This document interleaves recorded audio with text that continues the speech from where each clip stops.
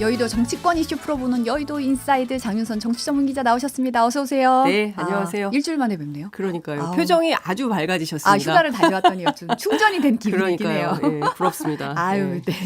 전국에 계시는 프리랜서 노동자 여러분. 네. 화이팅입니다. 힘내시기 바랍니다. 화이팅입니다. 저도 네. 휴가는 없습니다. 열심히 감사합니다. 네. 빈첸시오 드폴님이 어디서 많이 본 기자님이라고. 네. 빈센트님이 오래 했습니다. 믿고 듣는 장 기자님이셨어요. 감사합니다. 네. 네. 이선영님이 사람 많은 곳 가기도 무섭고 사람이 많던 적던 집 밖으로 나가기가 무섭다고. 그러니까요. 좀 덥기도 덥고 소식도 흉흉하고 좀 그런 맞아요. 세월들인 것 같아요. 그러니까요. 어쨌든 식구들 다 나가면 혼자 남았는데 나 혼자 앉아서 이 에어컨을 틀어야 되나. 그렇죠. 그럴 때 뭔가 버텨야 될 것 같고. 너무 덥고 나가자니 또 사람 많은 데는 너무 무섭고 이래야 좋으냐 저래야 좋으냐 걱정이 많은 분들이 많을 것 같습니다. 그러게요. 네. 네. 저희가 이제 오늘은 이제 요 여의도 인사이드 시작은 잼버리로 해야 될 것 같아요. 네. 온유한에서 저 잠깐 전해드렸는데 이게 매일 다른 무슨 뉴스가 들려오더라고요. 그러니까 너무 심각하죠. 사실은 아마 우리나라가 이게 뭐야? 부터 그쵸. 시작을 해서 그런 생각이 많이 드시는 것 같아요. 이게 대한민국에서 있을 수 있는 일일까? 이게 가능한 일인가? 뭐 이런 생각이 드시는 것 같아요. 그래서 막 이제 군산 시민들인가 평범한 시민들이 막 얼음 박스를 가지고 그러니까요. 현장에 가서 어른들이 미안하다 뭐 이렇게 메시지를 하고 이게 사실은 한국이죠. 그렇죠. 이런 시민 대상이 정신. 이제 어린 청소년들이니까 그렇죠. 또 우리나라에 대한 안 좋은 인상을 또 가지고 갈까봐 그런 그렇죠. 것들을 많이 좀 걱정도 하시는 것 그러니까 같고. 10대 청소년들이기 때문에 최소한 이제 장성을 해서 향후 3, 40년은 이제 세계 리더들이 될 텐데 이 친구들이 어딘가에서 의사결정을 할 때 한국 안 돼.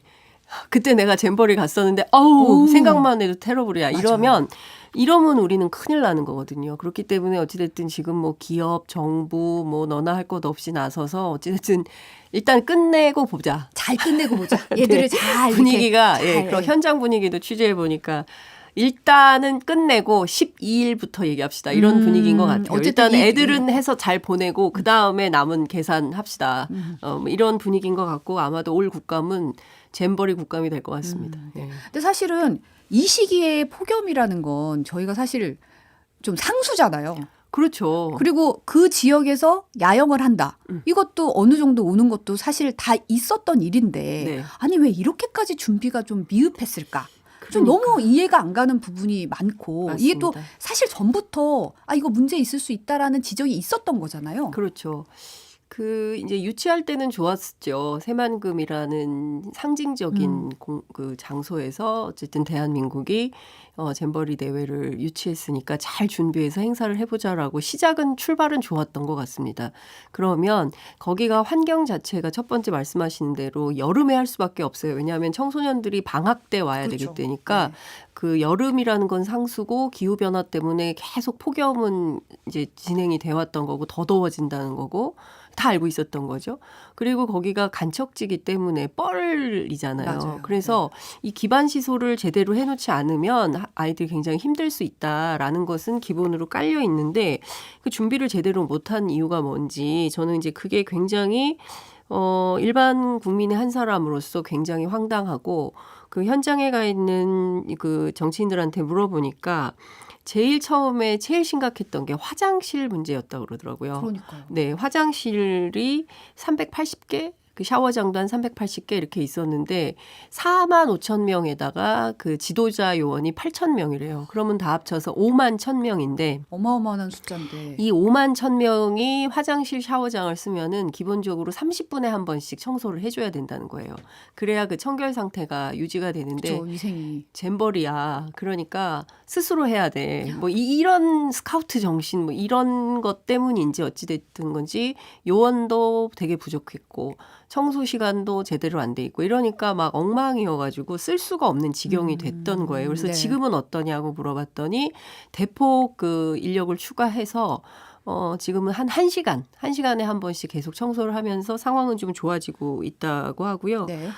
근데 그것뿐만 아니라 뭐 지금 보면 뭐 생수, 얼음 그다음에 이제 거기가 그 완전히 그냥 그 뭐 그늘이 없죠. 네. 바닷가 한가운데 텐트를 친 격이잖아요. 36도 막 이런 네. 때. 그 텐트 안에 어떤 텐트 이렇게 한 행사에 그러니까 우리나라에 왔으니까 또 전북이고 그러니까 한지로 부채 만들기 뭐 이런 행사 같은 걸 했나 봐요. 네. 근데 한 텐트에 아이들 한 400명씩 넣고 했는데 아이고. 거기에 선풍기는 있었대요.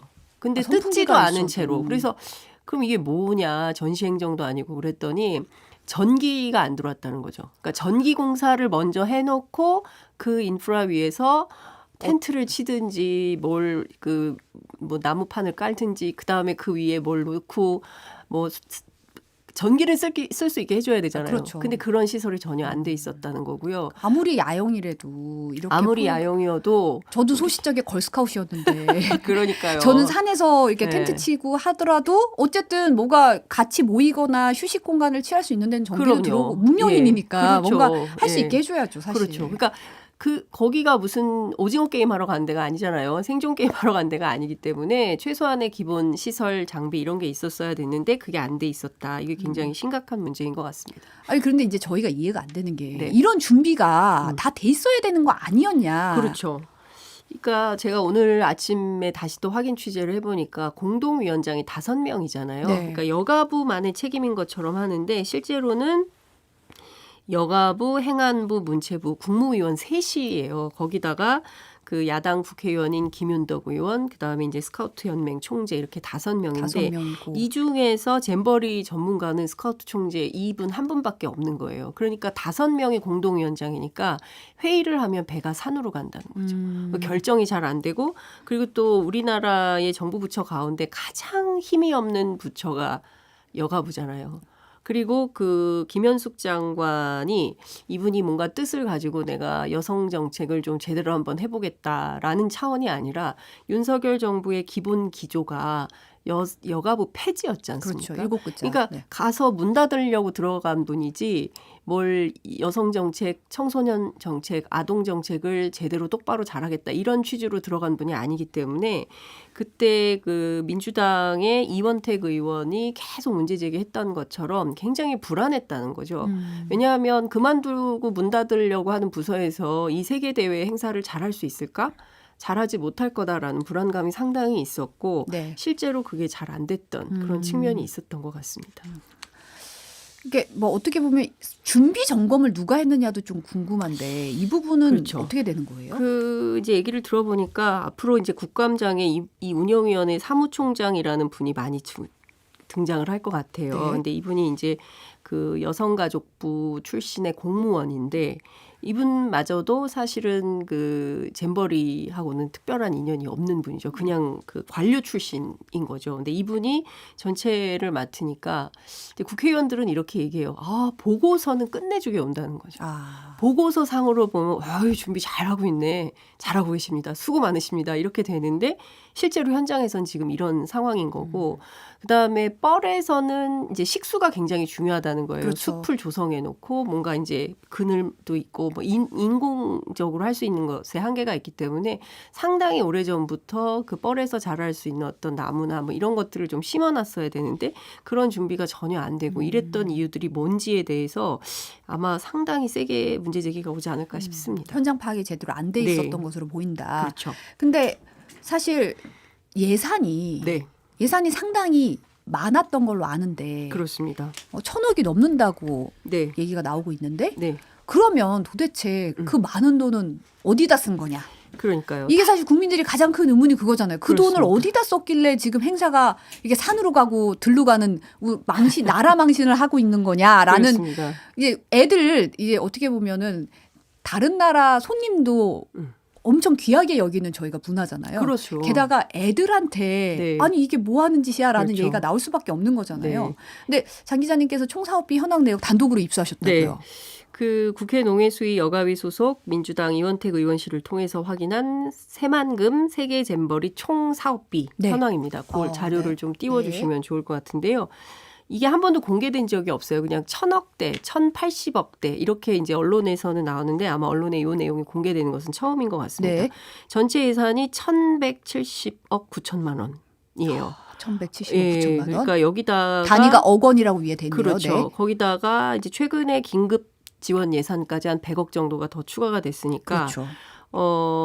이 전체 예산을 따지면 거의 한 1,200억 정도 되는 돈이 1270억이니까 예, 거의 1,300억에 그렇습니다. 달하는 돈이 들어가네요. 상당한 국가 사업인 것입니다. 네. 근데 거기 쭉 들어가 보면은 네. 이제 집행 내역이 나오는데 2021년에는 156억 5천만 원이에요. 네. 그다음에 이제 그 작년이죠. 2022년에는 397억 8천. 그다음에 올해가 제일 많습니다. 네. 616억 6천만 원입니다. 그러니까 첫 해보다는 뒤로 갈수록 예산이 훨씬 그러네요. 집행에 두 배, 세 배로 두 배, 세 배 늘어네요. 늘어나는 이런 상황인 거고요. 이 중에서 국비가 굉장히 많을 것 같은데 네. 지방비가 더 많아요. 국비가 300. 국비가 302억 6천이고 지방비가 418억 5천입니다. 그러네요. 네. 그중에 이제 자체 수입이 400억 정도 되는데 이건 뭐냐면 애들이 직접 뭐 100만 원, 300만 원, 1000만 원씩 내고 왔다는 거잖아요. 네네네. 그 비용, 그다음에 이제 광고비 이렇게 있는 건데요. 그럼 어디다 썼냐? 그걸 살펴봐야 되는데 저기 보시는 대로 기반 시설, 그다음에 대집회장, 네. 뭐 개영식, 폐영식 하는 장소죠. 그다음에 거기 직소천이라고 천이 있는데 네. 거기 이제 활동장들을 여러 개를 만들어 놨나 봐요. 그래서 그 활동장. 그다음에 이제 조직위 활동 지원 이렇게 네 카테고리로 나눠서 볼 수 있는데 그중에 이제 기반 시설은 뭘 만든 거야? 상하수도 연결이 한 57km 정도를 했다는 거고요. 네. 그다음에 여기다 하수 종말 처리장이 있어요. 그러니까 그거를 한 3개 정도 만들었고 사람이 많이 오니까 하수 그렇죠. 처리 시설이 예, 필요하겠죠. 네. 그렇죠. 그리고 이제 주차장, 이제 덩쿨 터널 이게 뭐냐면 아까 말씀드린 그늘 이제 터널인데, 그늘 같은 네. 걸 이게 만들어 놓은 거죠. 이제 요거 하는데 이제 235억 정도 쓴 거고요.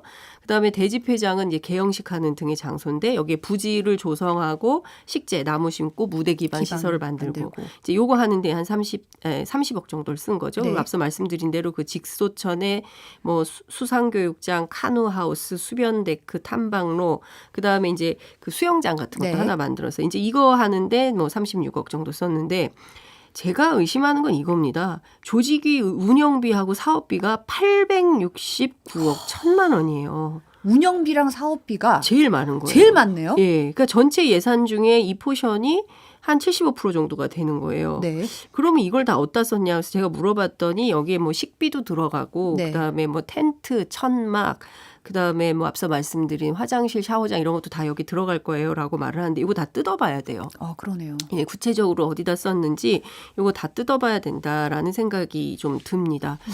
그러니까 제가 보니까 이런 거예요. 그러니까 전체 중에 사업비를 이렇게 많이 이 조직 운영비하고 사업비가 이렇게 많이 편성이 돼 있는데 이런 방식으로밖에 못하나? 그리고 특히 제가 오늘 또 취재한 것 중에 황당한 내용이 있었는데 이 식비 뭐 상한 계란 네네. 얘기가 많았잖아. 7개밖에 안 되는데 왜 이걸 가지고 이렇게 문제를 삼냐는 식으로 이제 말을 했는데, 그러니까 우리나라의 외식업체들, 그러니까 그 단체급식 회사들이 많아요. 그러니까 이번에 들어간 회사는 아오홈이라는 네. 회사인데 여기 5만 명이 모이는데 한 회사가 이게 다 핸들링이 가능하냐. 그래서 초반부터 CJ 푸드라든가 아니면은 뭐 또 한 큰 재벌 대기업이 운영하는 회사가 있어요. 그래서 한 3개 정도 회사가 같이 해야 되는 거 아니냐 그랬더니 2개 회사는 돈이 안 돼서 안 하겠다 뭐 이랬다는 거예요. 그래서 이제 아오홈이 통째로 맡아서 했는데 한 회사가 이게 감당할 수 있는 분량이었냐에 대한 체크도 필요하다. 어떤 측면에서 보면 독점적으로 하다 보니까 또 이런 문제가 생기는 거 아니냐. 근데 또 현장에서는 또 음식에는 그렇게 불만은 없다. 또 이런 얘기도 있다. 이제 언론이 또 너무 세게 얘기하는 거다. 이렇게 얘기를 하고 있긴 한데 여하튼 다른 거 다 떠나서 상한 음식이 제공됐다는 것은 대한민국 그 상황에서는 그렇죠. 상정하기 어려운 그런 이슈라고 볼 수가 있을 것 같습니다. 먹는 거에 진심인 민족이니까. 네. 아니 뭐 먹는 거에 진심이라기보다 이게 상식적으로 그렇죠. 선진국가에서 뭐 있을 상한 수 음식을 없는, 이렇게 내놓는다는 그렇죠. 게. 상한 음식을 국제 행사에 제공한다는 것은 상상하기 어려운 거. 그건 전 세계 어느 나라나 마찬가지죠. 예. 근데 이와 관련해서 오늘 중앙일보 단독 보도 보면 네. 개막 앞두고 지난 8년 동안 네. 관계기관 공무원들이 99번 해외 출장을 다녀왔다. 그러니까요. 이게 다 운영된 네, 거죠. 이런 보도가 나왔어요. 여기에 이제 앞서 말씀드린 그 전체 869억 가운데 여기 다 포함이 되는 거죠. 네. 그러니까 중앙일보가 국외 출장 연수 정보 시스템을 통해서 확인을 해봤더니 2015년부터 쭉 잼버리라는 키워드를 넣어가지고 검색을 했더니 5곳, 그리고 전라북도가 55번으로 가장 많더라. 네. 그리고 부안군이 25번이고 새만금 개발청이 12번. 그다음에 여가부가 5번, 그리고 농림축산식품부가 2번, 뭐 이런 건데 대체로 이제 유치 초반에는 유치를 위해서 막 가는 거고 유치 위해서는 사실 필요하죠. 그렇죠. 뭐 다녀서 예, 당연히, 만나고 예. 이래야 되니까 관계자들. 이제 문제는 유치 이후입니다. 그러니까 유치가 된 다음에 어디를 가서 어떤 걸 배워와서 그러면 새만금 현장에 그것을 적용했느냐. 그렇죠. 그게 중요한 건데 대체로 외유성 출장이라는 거거든요. 그러니까 이게 뭐냐면 이런 거예요. 세계 잼버리 대회를 한 번도 개최한 적이 없는 스위스, 이탈리아를 갑니다. 스위스, 이탈리아는 왜 잼버리 가냐는 한 적도 없는데 갔어요. 그리고 그다음에 이제 영국의 잼버리 대회 개최지 연구 및 파리의 우수 축제 연구. 그런데 런던이요 했어요. 1920년, 1920년이요? 103년 전에 했어요. 103년 전에 네. 한 거를 배우려고 그렇죠. 갔다. 예. 그리고 파리는 개최한 적도 네. 없습니다. 그러니까 이런 방식의 출장비를 썼냐. 이 869억에 이제 이런 거를 좀 따져봐야 되는 상황이 되는 것이죠. 많이 따져봐야 그리고 되네요. 심지어 부안 군 의원들 같은 경우에는 단체로 미국을 갔는데요. 네. 이 잼버리가 열렸던 찰스턴에는 딱 이틀 있었고요. 나머지는 뉴욕, 워싱턴 뭐 이런 데 가가지고 뭐 자유의 여신상 보고 좋은 뭐 이런 거예요. 보내셨네요. 좋은 시간 네, 보내신 좋은 겁니다. 시간 보내셨네요. 그러니까 제가 보기에는 마음이 딴 데가 있었던 거죠. 정말 이 유치할 때는 진짜 정성을 다해서 새만금에서 그동안 없었던 역대급 인원이 온 거예요. 네. 저희가 이제 1991년 강원도 고성에서 있었던 그때 있었죠. 잼버리 네. 행사를 굉장히 성공적으로 했기 때문에 찬사를 많이 받았었는데 그때 규모가 한 18,000명 규모였다고 해요. 그러니까 그때하고 비교하면은 엄청나게 그렇죠. 늘어났네요. 근 네. 한 2배 반 이상의 인원이 늘어난 이런 상황인 건데 그러면 역대급으로 준비를 했어야 됐다. 그런데 역대급 준비는커녕 이렇게 외유성 출장에 돈을 많이 썼던 것은 아니냐. 이거 말고도 아마 앞으로 계속 줄줄이 사탕으로 언론에 많은 보도가 나올 것 같다라는 생각이 좀 드는데 상당히 심각하다 이런 생각이 좀 듭니다. 이제 주변에 이제 엄마들이 많으니까 네. 엄마들이 얘기하거든요. 아니 너무 화가 난다 소식만 보면 좀 창피하죠. 이게 너무 예. 창피하기도 하고 예. 너무 애들한테 이게 뭐 하는 짓이냐 화가 난다고 하는데 이제 외국 엄마들이 나서서 대한민국 정부에 공식 사과를 요구하고 있다는 말이죠 또. 지금 정부가 나서서 뭐 서울시도 지금 보니까 영국에 이제 있는 네, 잼버리 뭐 의원들 뭐 이제 야간 버스 태워서 이제 네. 투어하고 이러는 문화 체험 활동도 하고 준비를 좀 하고 있다는 소식이 들리긴 하더라고요. 네. 근데 그것도 지금 숙소 영국팀 같은 경우는 미리 나갔는데 숙소를 못 구해가지고 사실 지금 성수기잖아요. 예, 완전 그래서 또 휴가철이니까. 그게 지금 난리인 것 같기도 하고요. 네네. 그리고 앞서 제가 이제 5명이 공동위원장이라고 말씀을 드렸는데 네네. 이게 이 우리나라 조직위원회는 이렇게 구성이 되지만 이게 국제 잼버리 기구가 있기 때문에 국제 잼버리 기구하고 이 프로그램이라든가 이게 공인된 프로그램인지 꼭 해야 되는 건지 사전에 승인되지 않은 프로그램을 막 돌려도 되는 건지 이거에 대해서는 그러니까 협의를 해서 결정이 나야 진행을 할 수가 있는 거예요. 네. 그러니까 예컨대 자 새만금 잼버리 대회 보니까 엉망이야. 오늘부터 다 치워버리고 오늘부터 중앙정부가 개입해서 우리가 다 알아서 하겠어. 니네 빠져.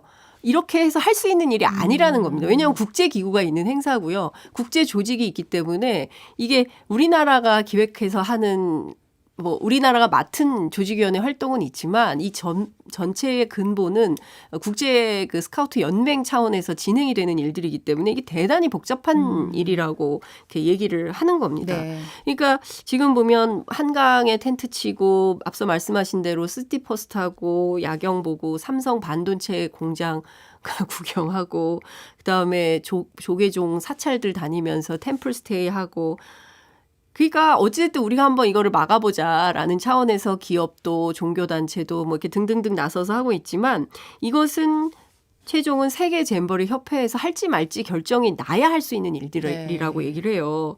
그러니까 이게 지금 우리 정부에서 막 일방적으로 하는 게 옳으냐 그렇지 않다라는 내부 비판도 상당히 많이 있다는 겁니다. 너무 일방적으로 한국 정부 멋대로 막 이렇게 물론 지금 상황이 너무 엄중하고 열악하긴 하지만 그렇다고 해서 존중하지 않고 이런 방식으로 하는 것은 옳지 않다. 이렇게 적절하지 않다라는 얘기들이 나오고 있습니다. 기본적으로 잼버리의 기본 취지가 야영을 하고 이런 네. 자연 환경에서 그렇죠. 뭔가 도전을 하고 배우고 그렇습니다. 이런 호연지기.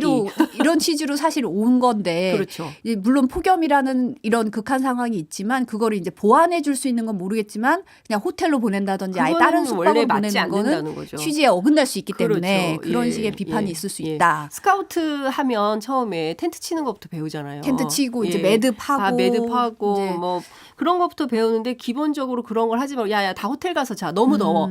이렇게 막무가내로 안 돼. 오늘부터 한국 정부가 나서서 싹 다 정리할 테니까 당신들 다 호텔 다 잡아주고요. 뭐 이렇게 해요. 라고 하는 것은 말이 안 되는데 태풍이 오잖아요. 그쵸. 태풍이 와서 카눈이 오네요. 그래서 8일 이후에는 아마도 14개 그 전북도 안에 14개 이제 시군구로 흩어져 가지고 뭐 대학의 기숙사 그다음에 호텔 뭐 여러 숙박 시설에 이 친구들을 다 이제 분산 배치를 한다는 거예요. 그래서 이제 거기에서 이제 생활을 하고 마지막에 11일 날 있는 그 K-팝 콘서트를 보고 폐영을 하고 돌아오는 이런 상황인데 하여튼 일단 끝난 다음에 얘기를 좀 더 일단 애들은 잘 보내놓고 그다음에 얘기를 좀 해봅시다라는 네. 시기인 것 같습니다. 무사히 잘 보내고 얘기를 좀 그러니까요. 해봐야 될 것 같은데 국민의힘이 문재인 정부 책임론을 꺼냈어요. 네. 임기 내내 홍보했던 문재인 정부와 민주당 소속 전현직 전북지사 대체 뭘 했냐 뭐 이런 얘기잖아요. 뭐 저는 일면 타당성이 있죠. 그 사실은 처음부터 초반부터 잘 준비를 해서 해왔더라면 그래도 뒷부분에서 잘 못한다 하더라도 초반에 준비해 놓은 게 있어서 그걸로 좀 이제 그 진행이 되는 이런 차원이 있을 텐데 그러지 못한 책임은 좀 있다고 생각해요. 그러나 앞서 제가 예산 쭉 설명을 해드린 것처럼 뒤로 갈수록 예산 집행이 많아요. 그러니까 전북도에 물어보면 지금 이 시기에 요 공사를 해야 됩니다. 빨리 돈 주세요라고 해도 집행이 잘 안 됐다는 거예요. 그래서 실행할 수 없었다라는 얘기들이 나오니까 네. 근데 중요한 포인트는 국민들 입장에서는 이런 얘기가 굉장히 한심하고 답답하게 들리는 그쵸. 거예요. 남 탓하는 서로 거니까. 내탓 공방하고 있거든요. 그러니까 이거를 무슨 딱 나눠서 여기부터 여기까지는 내 책임이고 여기서부터 여기까지는 뭐 니네 책임이야. 이렇게 나누는 거를 정치권에서는 좋아하지만 국민들이 보기에는 세상 쓸데없는 논쟁을 하고 있는 것이고 그렇죠. 그게 전혀 생산적이지 않은 그리고 오히려 그것 때문에 그 국민들의 이 불쾌 지수는 더 높아지는 이런 상황이 아닌가 싶습니다. 거기에다가 갑자기 이제 11일 날 폐영식 겸 해가지고 K-팝 콘서트를 장소와 날짜를 변경했죠. 그러니까요. 원래 8일이었나요? 그랬는데 이제 6일이었나요? 네, 그랬는데 네. 이제 이걸 11일로 바꾸면서 장소도 이제 전주 월드컵 경기장으로 바꾼다고 하니까 느닷없이 이제 이번에는 축구 팬들이 뭐야? 왜 갑자기 불똥이 여기로 우리 튀어? 여기로 튀어? 뭐 네. 이제 이런 생각을 하는 거고 거기다가 BTS를 출연시키라. 그러게요. 이런 얘기가 또 나오는 거잖아요. 그러니까 그동안 정말 민간 차원에서 K-팝 그다음에 이제 한국 문화를 잘 알려오고 또 한국 기업들이 적극적으로 활동하면서 민간 진영에서 쌓아왔던 어떤 신뢰나 또 한국에 대한 좋은 이미지를 이 공조직 공무원들이 다 일거에 깎아먹고 있는 거 아니냐라는 비판이 나오는 거고 그리고 이렇게 엉망진창된 조직 위의 활동을 BTS가 왜? 그럼 이번에 또 BTS 팬들이 또 화가 나고 열받게 되는 이런 상황이 되는 겁니다. 그러니까 이게 여전히 우리 사회에 남아있는 관제 마인드 뭐 이런 게 있는 거 아닌가. 그러니까 정부가 사고치고 잘못하면 민간이 나와서 메꿔야 돼. 기업이 뭘 해야 돼. 이런 방식이 지금 시절이 언제인데 또 막 이렇게 얘기하면 아니 당신들의 애국심도 없어? 그러니까요. 그러니까 참 이게 딜레마인 것 같습니다. 근데 사실은 꽤 오랫동안 준비한 행사고 이 정부 들어서 1년 넘게 이 정부 들어서 1년 넘게 이제 이 정부 들어서 2년 정도 준비를 한 거죠. 그렇죠. 그렇게 준비하는데 그렇죠. 1년 정도 예, 준비를 한 건데 원인이 어디에 있다고 보세요? 지금이라도 좀 어떤 식으로 이 정치권이 내 탓, 남 탓할 거 없이 공과를 자꾸 나누지 말고 뭔가 네. 해야 될 일이 있다고 생각을 하거든요. 그러니까 저는 총체적 난국인 것 같거든요. 근데 이것을 지금 수습하는 것은 그 스카우트 정신에 맞게 그다음에 스카우트 그 앞서 말씀드린 잼버리 국제연맹이 원하는 방향이 있을 거라고 생각해요. 그래서 그 방향을 존중하고 비전문가들이 뭐 감내라 배나라 얘기하지 말고 빠져 있고 무슨 위원장 체제로 국무위원들이 참여하고 뭐 자기 조직의 이화 요구를 관철시키려고 하는 것이 아니라 그 조직이 원하는 방향으로 이렇게 그 존중하는 방식으로 해결을 해야 되지 않을까라는 생각이 좀 들고요. 그리고 나머지 뭐 이렇게 국민 세금이 들어간 대목과 관련해서는 국감을 통해서 꼼꼼하게 따져봐야 되지 않을까 싶고 앞으로 우리가 이거 당분간 할 수 있겠습니까? 이런 행사를. 저는 너무 걱정이고요. 지금 5만 명이 오는데 내년에 100만이 온다는 거잖아요. 카톨릭 행사에. 네. 괜찮겠죠? 또 우리가 또 잘 되겠죠. 잘하면 예. 되죠. 근데 네. 안 그래도 외신에서는 네. 엑스포 유치에 관련해서 악영향을 주는 거 아닌가 뭐 부산 이런 보도가 엑스포 나오더라고요. 되겠습니까? 이렇게 그것도 다른 거 다 떠나서 청소년들 대상으로 한 행사를 이렇게 만들어놨으니 제가 만약에 그런 국제기구의 어떤 심사위원으로 들어간다면 한국에 대해서 좋은 점수 주기 어려울 것 같습니다. 객관적으로요. 예. 네, 그래서 좀 잘 마무리해서 좀 네. 무사하게 그래도 좋은 기억을 조금이라도 선사하면서 마무리되길 바라는 심정이고요. 네. 이번엔 민주당 얘기 좀 해볼게요. 사실 민주당 혁신위가 네. 이 혁신하기도 바쁜데 어떻게 보면 말, 뭐 입 이런 것 때문에 굉장히 혼란스러운 상황이죠. 어떤 부분이 아쉽다고 느끼셨어요? 일단 지금 나온 내용을 종합을 해보면 원래 그 정기국회 전까지 이제 활동을 하기로 했었어요. 네. 그런데 20일까지만 하고 활동을 종료하기로 한 것 같습니다. 네네. 이제 그게 이제 사실에 부합하다는 얘기가 나오고 있고요. 그 다음에 이제 대의원 투표 반영 비율을 축소하는 것. 요 정도로 이제 얘기가 될 것 같고 원래 뭐 동일 지역 3선 출마 금지 뭐 이런 것까지도 혁신안으로 낸다. 좀 세게 나온다는 그렇죠. 거기다가 얘기 또 있었죠. 하나는 경선 룰도 또 뭐 조정을 한다. 이런 등등의 얘기가 있으니까 다 하기 어려울 것 같아요. 왜냐하면 혁신위가 혁신 대상이다라는 당내 비판이 너무 많기 때문에 네. 원래 혁신위가 내려고 했던 혁신안보다 상당히 후퇴한 안이 나올 가능성이 높다라는 것인데 제가 이렇게 가만히 이제 생각을 해봤더니 뭐가 제일 문제일까? 뭐 김은경 위원장의 여러 가지의 그 말실수, 실언 이런 것들도 왜 저런 얘기를 하지? 이제 이런 그 비판이 있을 수 있는데 네. 그거보다 더 근본적인 것은 국민들이 생각하는 민주당에 대한 어떤 혁신. 이 혁신 안에서 상당히 동떨어진 안이 문제가 아닌가라는 생각이 좀 듭니다. 국민이 원하고 국민이 요구하는 혁신이 있는데 그렇죠. 지금 민주당에서 혁신위에서 내놓은 혁신안은 예. 어떻게 보면 관심이 없는 국민의 요구와는 좀 동떨어진 거였다. 그렇습니다. 예. 그러니까 무슨 얘기냐면 지금 첫 번째 혁신 1호안이라고 나온 것이 이제 불체포 그렇죠. 특권과 관련된 건데 이것에 대해서는 그 이론의 여지가 굉장히 많이 있어요. 그리고 전 세계가 다 이 제도를 두고 있는 가장 큰 이유는 독재를 방지하기 위한 차원의 어떤 미연 방지의 차원으로 있는 것이지 뭐 이걸 무슨 특권을 내려놓는 차원에서의 큰 의미가 있다. 그거는 이제 자기들이 알아서 하면 되는 문제지 이거를 뭐 법으로 강제하거나 뭐 당신들 당론으로 이거를 정리를 하라거나 이게 그렇게 국민적 공감대를 얻을 수 있는 혁신 아니냐? 그건 아니지 않냐라는 얘기가 초반부터 있었던 건데요. 네. 제가 오늘 민주당 총무국을 통해서 확인한 내용을 보면 민주당 당원이 되겠습니다라고 당원 가입서, 그러니까 당비는 한 번도 내지 않았지만 당에 가입한 적이 있는 분이 480만 명이라는 거예요. 480만 명이요? 예.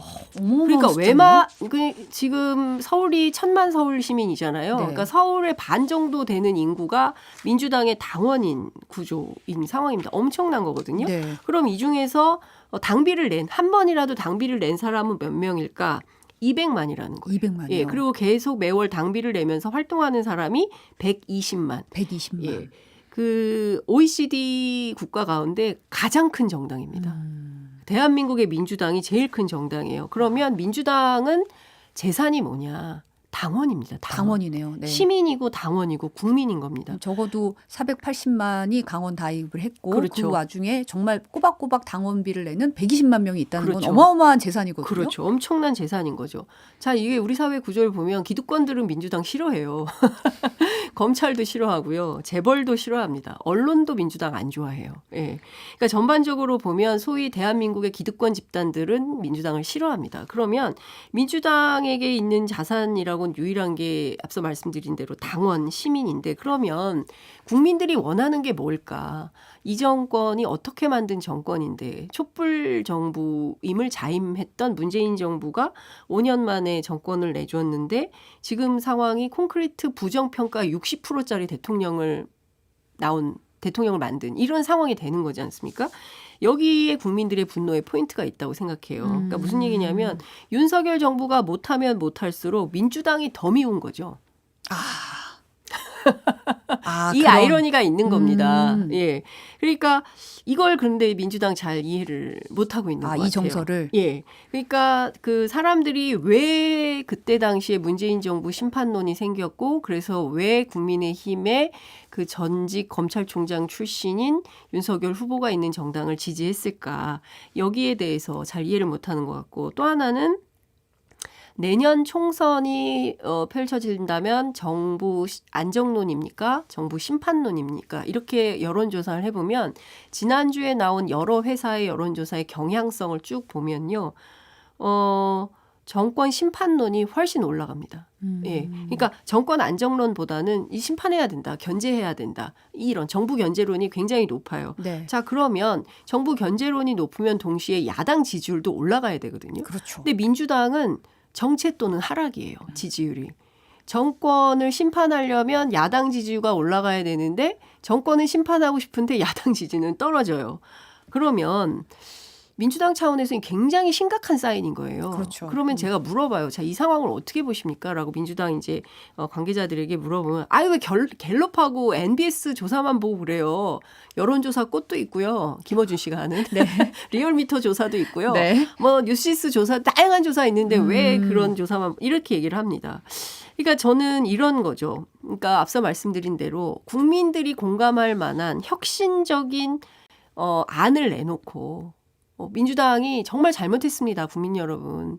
진짜 촛불 들어서 5개월 동안 국민들이 이런 개혁 정책을 하라고 지방선거를 통해서 또 지난 그 총선을 통해서 민주당이 이렇게 많은 의석을 몰아주셨음에도 불구하고 우리가 지체 없이 개혁 정책을 실현하지 못하는 것에 대해서 정말 잘못했습니다. 앞으로 국민들이 감동할 때까지 200만 당원 한 번이라도 민주당의 당원 가입서를 썼다는 480만이 감동할 때까지 엎드려서 정말 열심히 정치를 하겠습니다. 라는 그런 식으로. 예. 좀. 일종의 정풍운동 뭐 이런 모습을 보여줘야 되는데 그런 게 하나도 없죠. 그러니까 제가 보기에는 혁신안에 감동도 없고 그다음에 언론에서 나오는 이슈들을 중심으로 해서 배열은 했습니다만 근데 이게 혁신이야? 이제 이런 국민적 평가를 받는 상황이 돼서 뭔가 아젠다를 선점하지 그렇습니다. 못하고 좀 예, 질질 끌려가는 그렇죠. 느낌이 든다. 그러니까 최소한 뭐 이런 거죠. 뭐 우리는 뭐 위성 정당을 만들지 않겠습니다. 그다음에 선거제도 개혁을 왜냐하면 양당 그 패권 정치에 대해서 너무 다들 싫어하니까 그러면 우리가 앞으로 위성 정당 같은 거 만들지도 않고 선거법 제도도 바꾸겠습니다. 뭐 이런 등등의 것들. 그다음에 이제 당 내부에서 비명 친명 계속 싸우고 있고 소위 이제 친명이라고 주장하는 뭐 비례나 원외위원장들이 당내 비명계가 있는데 가서 막 깃발 꽂잖아요. 그렇죠. 이제 그런 것 때문에 또 갈등이 생기는 거지 않습니까? 당내에 이런 좀 것도 분란이 생기고 당에서 있죠. 정리하겠습니다. 그런 거 못하게 하겠습니다. 이렇게 좀 선 굵게 쭉쭉쭉쭉 나가면서 민생도 챙기고 한다면 그래 떠나간 그런 어떤 민주당의 호감을 가지고 있었던 사람들이 돌아올 텐데 지금은 그런 상황이 아니기 때문에 김은경 혁신위가 처음부터 단추를 잘못 꿰는 것은 아닌가라는 생각이 좀 들고 경우에 따라서는 이제 지도부나 대표의 입김에 의해서 좀 끌려다녔던 혁신의 과정이 아니었나. 그래서 국민들로부터 박수받거나 칭찬받지 못했던 것 같다. 이런 생각이 좀 듭니다. 근데 사실 그 대의원제 폐지 얘기가 거기에 준하는 혁신안 발표할 거다, 뭐 내일 나올 거다 이런 네. 얘기 나오고 했는데 사실 그 민주당 현역들 생각은 어때요? 이게 좀 가능할까? 뭐 이런 싫어하죠. 얘기가 좀 매우 있죠. 싫어하죠. 네. 왜 그러냐면요. 네. 근데 지금 이슈도 아니에요. 사실은 원래 민주당이 이제 전당대회 할 때는 대의원이 굉장히 중요한 이슈긴 합니다. 왜냐하면 대의원이 15,000명 정도 되는데 이분들의 의사결정 능력이 한 40% 45% 돼요. 굉장히 높죠. 그다음에 이제 권리당원들이 40에서 45%, 나머지 이제 여론조사하면 이제 이렇게 되는 건데 공직 후보 선출하는 그러니까 총선 앞두고 공직 후보 선출할 때는 여론조사 50%, 당원조사 50% 이렇게 돼요. 그러니까 사실 이게 지금 중요한 이슈도 아니에요. 근데 왜 굳이 이거를 이렇게 핵심 의제로 내걸었을까? 민주당의 대의원제가 뭐야? 그런 게 있어? 이렇게 생각하는 국민들도 있을 거예요. 근데 그러니까 특별한 관심이 잘 안 생기는 이런 거죠. 그렇지만 민주당 현역 의원들 입장에서는 봉건시대 군사 같은 개념이에요. 대의원. 네. 그러니까 대의원을 얼마나 많이 확보하느냐에 따라서 자신의 전당대회 때 대표 출마, 최고위원 출마, 당직 뭐 이런 거가 굉장히 유불리가 나뉘거든요. 그러니까 현역 의원들한테는 굉장히 공들여서 만든 조직이 대의원입니다. 그리고 또 어떤 측면에서 이런 거예요. 민주당이 호남에 기반을 준 정당이기 때문에 영남은 또 상대적으로 없어요. 그러니까 당원들이 많지 않아요. 네. 그러니까 어떤 결정을 할 때 호남이나 수도권 중심으로 결정이 될 수 있죠. 그래서 이거에 어떤 가중치를 두어서 경북이나 뭐 대구 경북 이런 또 부산 경남 이런 지역에서도 일정 정도 뭔가 입김을 좀 불어넣을 수 있는 제도적 균형을 맞출 수 있는 이런 것도 필요하거든요. 그래서 현역 의원들은 대체로 반대합니다. 그래서 아마도 이거를 없앨 수는 없을 것이고 비율을 앞서 말씀드린 대로 비율을 낮추는 수준에서 정리하지 않겠냐라는 얘기가 많이 나오고 있죠. 사실 돈봉투 의혹 관련해서도 이 대의원제가 좀 영향을 주기 때문에 좀 손봐야 된다 이런 얘기가 나왔던 것도 사실이니까. 그렇죠. 네. 비율을 낮추는 선에서 없애기는 좀 힘들 것이고. 근데 만약에 저는 이것도 그 민주당이 정말 다 버리겠다. 그런 차원에서 과거에 이제 박근혜 대표 한나라당 대표 시절에 다 내려놓고 천막당사 그렇죠. 치지 천막 않았습니까? 갔죠. 네. 그런 결기가 민주당은 왜 없냐는 겁니다. 그러니까 뭔가 다 내려놓고 헌신하고 정말 바닥부터 다시 국민 속에서 제가 말씀드렸잖아요. 480만. 이 사람들이 다시 온다고 생각해요. 그런 사람들이 예전에 그 노무현 후보 선거운동 할 때 노란 돼지 저금통 들고 자발적으로 오잖아요. 제가 말씀드렸잖아요. 잼버리 엉망진창일 때 군산 시민들이 얼음차 몰고 가잖아요. 그쵸. 우리 국민들은 그런 분들이라니까요. 근데 이런 분들이 다시 민주당으로 오게 하려면 감동이 있어야 될 거 아니에요. 결기를 보여줘야 그렇죠. 된다. 뭔가 야당 내려놓. 그렇죠. 윤석열 정부하고 맞서서 싸우겠다. 말은 많이 하고 있어요. 그래서 민주당에 대한 비판 중에 가장 아픈 비판이 뭐냐면 당신들은 말만 한다. 행동과 실천이 없다. 그래서 더 싫어. 이렇게 얘기하시는 분들도 계시는 겁니다. 그래서 저는 이런 차원에서 민주당이 조금 더 헌신하고 진정성을 보이고 내려놓는 모습을 좀 보여야 되지 않을까 싶습니다. 네. 내일 이화영 전 경기 민주당 지지자들이 되게 싫어하실 것 같은데. 그러니까 또 뼈아픈 또 근데요, 그 이제 기자들이 이런 네. 역할을 좀 해야 됩니다. 예, 그러니까 정치권 저도 왜 안면이 안 바치겠습니까? 민주당 취재원들도 많고 그런데 네. 그런데 이런 얘기가 듣기는 나빠요. 기분도 나쁘고 불쾌하지만 그러나 이런 게 약이 됩니다. 예. 네. 그리고 뭐 비판 댓글이 많이 올라왔나 보죠? 네.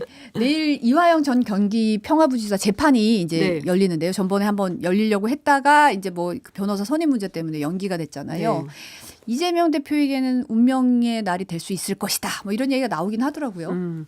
그런데 제가 취재해 보니까요. 이재명 대표는 언론의 이런 관측과 다르게 굉장히 자신 있어 한다는 겁니다. 그러니까 이 사건은 지난주에도 말씀을 드렸지만 특히 이 대북 송금과 관련해서는 나와 아무 상관이 없는 일이다. 그러니까 전체 800만 달러가 갔고 그다음에 기자들이 검찰발로 쓰는 기사들을 보면 500만 달러는 그 경기도 스마트팜 지원 사업이고 300만 달러는 이재명 지사의 방북 대가다. 이렇게 우리는 알고 있잖아요. 네. 근데 제가 그쪽에 민주당 법률위원회 취재를 해보니까 그게 아니고요. 이 500만 불은 스마트팜 사업하고 아무 상관이 없고 이 쌍방울의 김성태 회장이 계열사로 나노스라는 회사를 가지고 있는데 이 회사에서 희토류 광산 채굴권 그 사업을 받으려고 10%의 계약금으로 낸 게 500만 불이라고 써 있다는 거예요. 계약서에 아주 딱 떨어지는 서류가 있다. 그리고 또 하나 이 300만 달러는 김성태 쌍방울 전 회장이 북한을 가기 위한 것이지 이재명 대표하고는 상관이 없다. 다만 김성태 회장하고 이화영 전 부지사가 각별한 사이잖아요. 법인카드를 받아서 쓰고 뭐 이런 등등. 그렇기 때문에 연결고리로 해서 검찰이 어쨌든 그 이재명 대표를 그 수사하기 위한 명분으로 이화영 부지사를 다리로 삼으려고 하는 것일 수는 있지만 실제로 이 사건을 들여다보면 이재명 대표하고는 별로 상관이 없습니다라고 민주당 측은 주장을 하고 있어요. 물론 네. 검찰은 전혀 다른 주장을 하고 있지만 그렇죠. 네. 따라서 이 사건은 법원에 가서 다퉈봐야 되는 이런 이슈가 있고요. 또 하나는 검찰이 굉장히 오랫동안 경기도를 상대로 압수수색을 하고 자료 검토를 했습니다. 요거 증거 찾으려고요. 네. 근데 증거가 안 나왔다는 거거든요. 그래서 최근에 검찰이 백현동 관련해서 네. 이 아파트 개발 문제 성남시장 시절에 인허가가 났기 때문에 관련해서 그 측근이라고 알려진 정진상 전 정책실장이 성남시 정책실장이죠. 요 사건으로 업무상 배임 혐의로 재판받고 있기 때문에 이재명 대표도 무관하지 않을 거다. 그러니까 똑같은 거예요. 그 이화영 전 부지사도 뭐 보고하지 않고 뭐 이게 가능했겠어라고 의심하는 것처럼 이 사건도 마찬가지입니다. 근데 이재명 대표는 자기는 그러지 않았다라고 주장을 하고 있기 때문에 이 사건 역시도 재판에 가서 다퉈봐야 되는데 중요한 포인트는 검찰이 뭘 갖고 있냐, 어떤 증거를 가지고 있느냐가 핵심인 것 같아요. 그래서 재판 과정에 이제 뭐 수사 과정에서는 내놓지 않을 것이고 혹여라도 이제 체포 영장이 올 텐데. 이게 이제 비회기 기간에 오면 괜찮은데 그리고 만약에 회기 중에 오더라도 권성동 스타일로 그 회기를 쪼개서 중간에 나가는 방식을 하려고 할 수도 있는데 저 여당이 동의를 해주지 않으면 회기 중에 체포 동의를 반드시 해야 되거든요. 네. 이제 그렇게 되면 가가 몇 명, 부가 몇 명, 친명이 어떻고 비명이 어떻고 또 이런 이제 혼란의 도가니로 빠질 거 아니겠습니까? 근데 검찰이 원하는 그림은 이걸 거다. 그래서 아마도 9월에 영장 청구가 올 가능성이 높다. 이렇게 민주당은 전망을 하고 있습니다. 네. 그러면 이화영 부지사의 진술이 어떻게 될지도 좀 관건이잖아요. 네. 저도 이걸 아주 다각도로 취재를 해봤습니다. 네. 그랬더니 현재로서는 옥중 편지 본인이 이제 썼던 좀 애매합니다. 표현은. 그런데 이제 옥중 편지 수준으로 발언을 하거나 아니면 아예 재판에 나오지 않을 가능성도 있다. 내일 이런 재판에. 이런 얘기가 나오는데요. 또 변호사들은 아예 그럴 리가 있습니까? 뭐 나올 겁니다. 재판은 출석을 할 거예요. 이제 이렇게 얘기를 하고 있기도 하고요. 네. 그런데 또 이제 검찰은 이미 확보한 진술. 그러니까 지난번에 조선일보 보도로 확인됐던 이화영 전 부지사의 진술이 바뀌었다. 보고했다는 걸로. 이제 그거를 확보해서 요걸 가지고 이화영 전 부지사의 그 변호인을 통해서 일종의 이제 그 증언 동의 이거를 받으면 개정된 형사소송법상 이화영 본인이나 아니면 그 변호인이 동의하지 않으면 증거 능력이 없게 되거든요. 네. 이제 그런 방식으로 갈 수도 있다. 그래서 다양한 뭐 이런저런 얘기가 나오는데 내일 뭐 많이 안 남았거든요. 그래서 네, 내일 내일이네요. 재판 보고 네. 그 다음에 얘기하는 게 낫지 않을까 싶습니다. 네. 오늘은 여기까지 듣겠습니다. 정치 인사이드였습니다. 오늘도 감사합니다. 네, 고맙습니다.